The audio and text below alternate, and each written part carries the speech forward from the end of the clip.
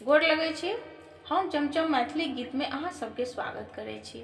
आई हम एगो कनिया परिछन कहै छी, अहाँ सब गोटा मिल के देखब। हमर चैनल के सब्सक्राइब, वीडियो के लाइक जरूर कर देबै। सुनी मोर सखिया गे अंगना में एलै मोटर कार। सुनी मोर सखिया गे अंगना में एलै मोटर कार।